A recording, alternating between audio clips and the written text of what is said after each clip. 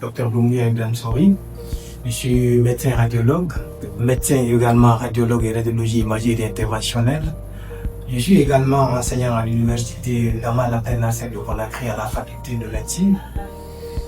Alors, répondre à votre question, ce qui m'a motivé de créer ce centre, c'est vu que les centres d'imagerie sont rares, surtout à Conakry, en général en Guinée.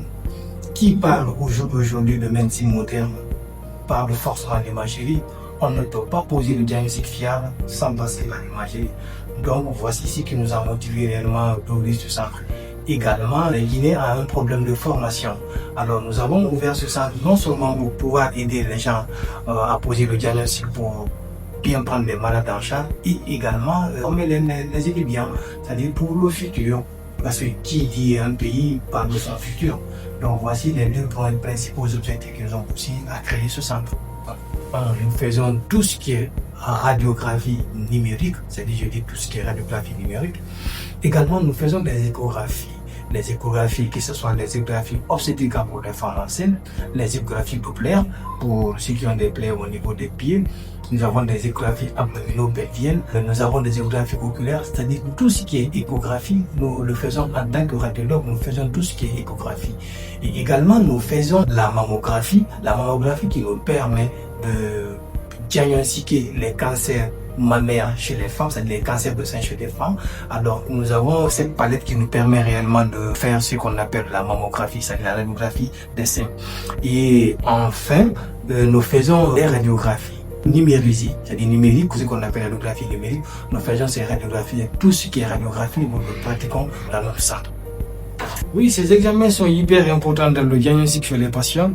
Quand je prends par exemple l'échographie, d'accord? Lorsque vous recevez une femme qui est enceinte, vous ne savez pas quel est l'état de l'enfant, quel est l'état de la maman, il faut forcément passer par une échographie obstétricale. L'échographie obstétricale nous permettant non seulement de dire oui, ce que la femme a dans le ventre, c'est un bébé qui est là, et c'est un bébé qui se porte très bien, ça c'est un, et puis de deux, l'échographie nous permettant de dire que vraiment la femme là aura accouché par elle-même ou forcément il va falloir passer par la césarienne. Ça c'est entre autres certaines indications de l'échographie qui Doppler chez les personnes qui ont des pieds diabétiques par exemple.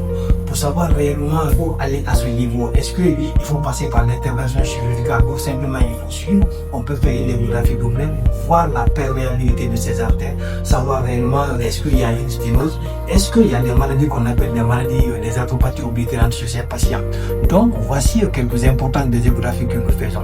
Quand nous prenons la radiographie, vous-même vous savez, quand un patient par exemple fait un traumatisme, c'est-à-dire il fait un accident, pour savoir s'il est fracturé ou pas, il faut forcément passer par la radiographie.